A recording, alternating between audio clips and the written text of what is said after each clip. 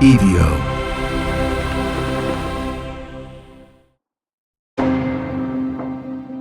I want to take you back to the mid-1970s in the United States. And let me tell you, the mood wasn't great. It was one of growing disillusionment. The Vietnam War had divided the nation. Then the Watergate scandal and failed cover-up piled on, which led to the resignation and disgrace of President Richard Nixon. Then you throw in an economic recession from 1973 to 1975. It was an uncertain time. There was anxiety over the erosion of ideals, politics, religion, family. The perfect recipe for a distraction. Enter the cultural fascination with the occult and supernatural. How else to explain the success of the movie The Exorcist, which was released in December of 1973? What an excellent day for an exorcism. You'd like that? Intensely. But wouldn't that drive you out of Reagan?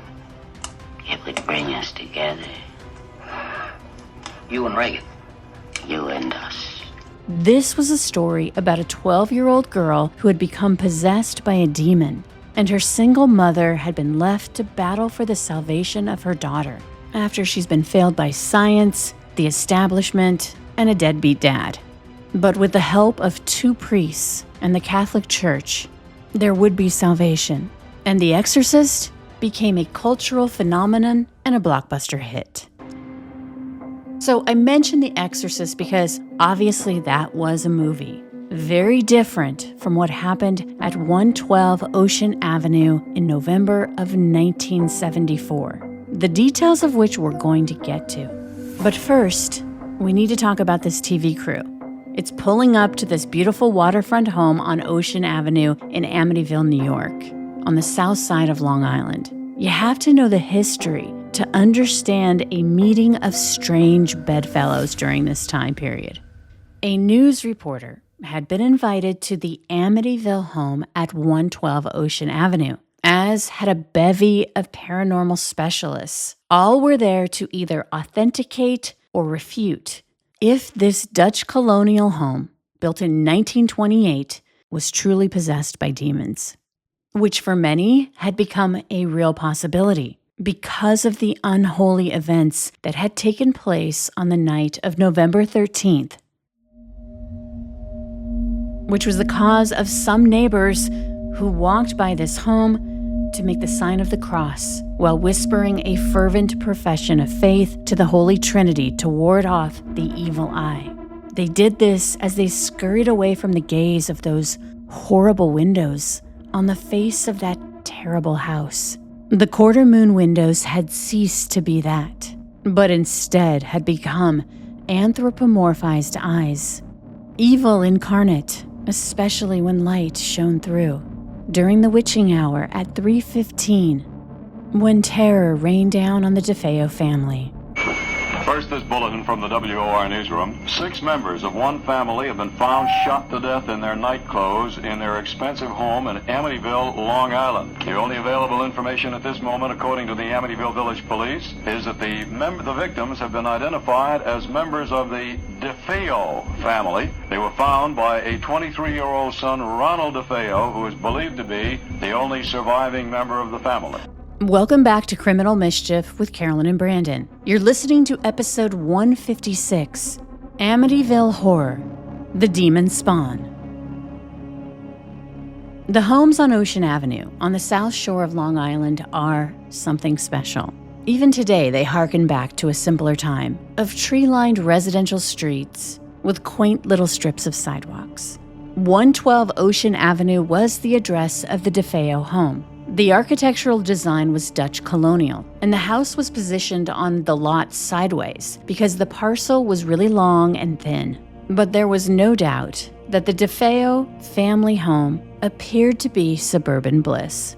A 3-story, 5-bedroom residence with 3.5 baths, an enclosed porch in the front of the house, and at the back, there was a pool that led to the banks of the Amityville River.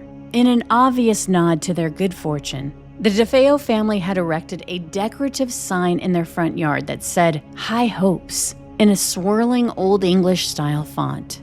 By the fall of 1974, the big and bustling DeFeo family had lived on Ocean Avenue for 7 years. 43-year-old Ronnie Sr. and his 42-year-old wife Louise had 5 children.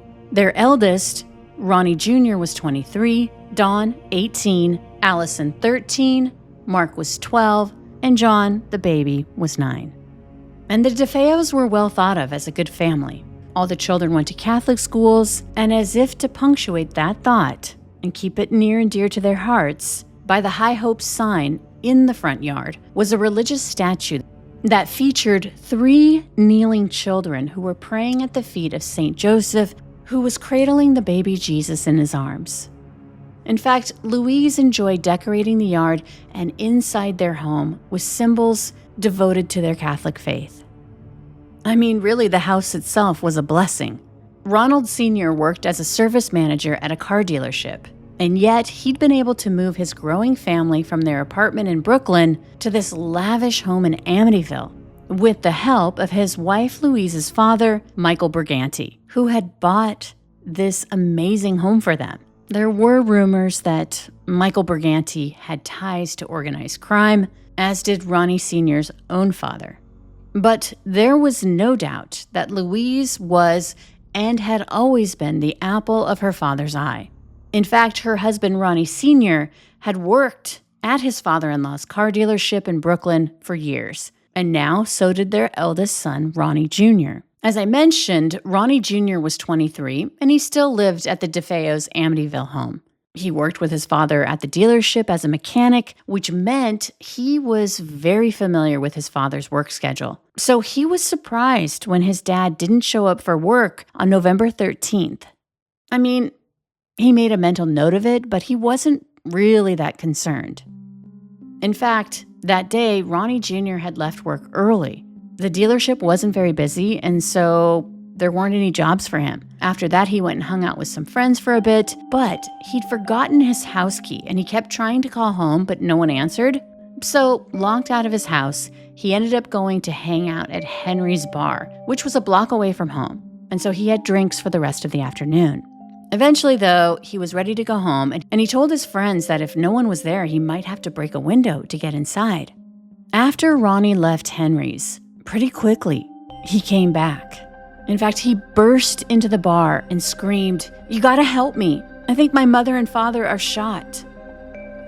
He then fell to his knees.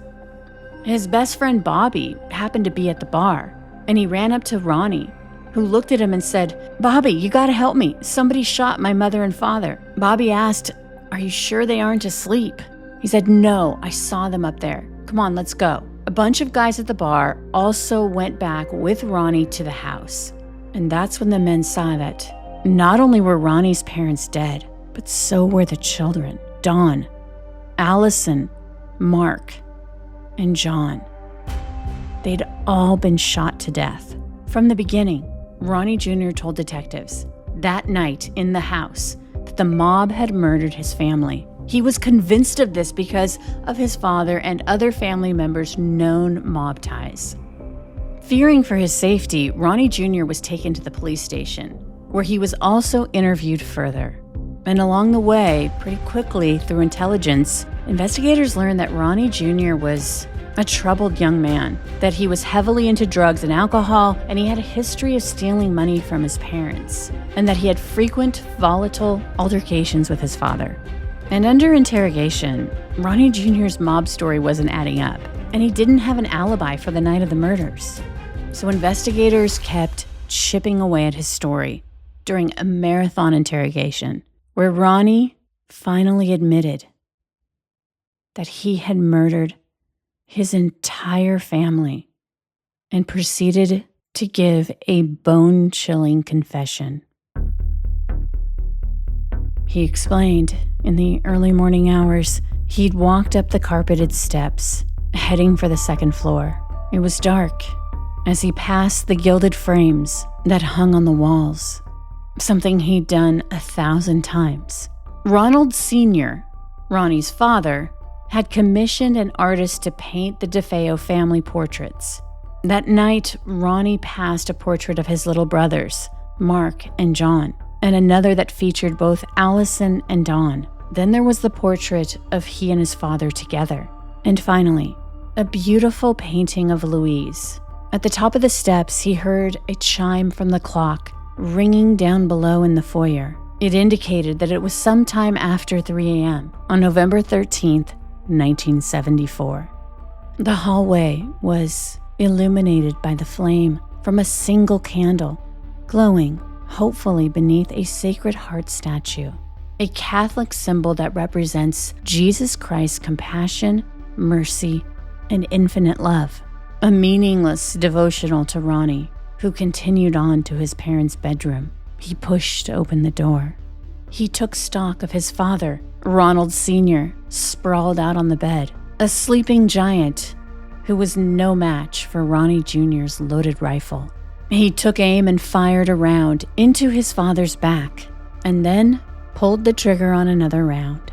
Once his father had been neutralized, he then placed the muzzle of his gun less than 2 feet away from his mother. He aimed it at her back and pulled the trigger once and then twice. His sister Allison awakened, but only long enough to turn her head to see her eldest brother pointing a rifle at her head before he fired another shot. Then, Ronnie Jr. ejected the spent shells, which clattered onto the floor, landing in a growing pool of his sister's blood, after which he continued. Just a few steps away, and he was inside his little brother's room, Mark and John, each boy laying in their twin beds in the room they shared. Ronnie fired point blank, 1 round each, into the boys' backs. Ronnie then callously recalled to investigators how he took a moment to watch his little brother's foot twitch until it stopped. Then he headed for his sister, Dawn, on the 3rd floor, ascending another set of stairs. Inside of her bedroom, he fired a single shot to the back of her head. Ronnie told investigators, "Once I started, I just couldn't stop. It went so fast."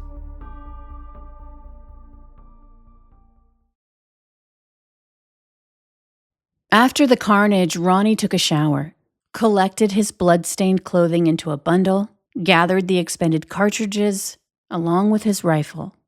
He dropped the clothes and rifle off of a dock at the end of Ocean Avenue. He then drove to Brooklyn and hid the cartridges in a storm drain. Then he showed up at work at his grandfather's dealership as if nothing had happened. Business as usual, not mentioning to anyone that he had just murdered his entire family.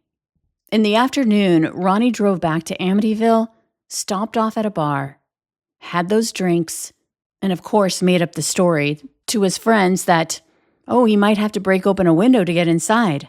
And just a few minutes later, he had returned to the bar, telling everyone that his parents were dead and that the mob had killed them. Divers found Ronnie's rifle in the canal, exactly where he said it would be.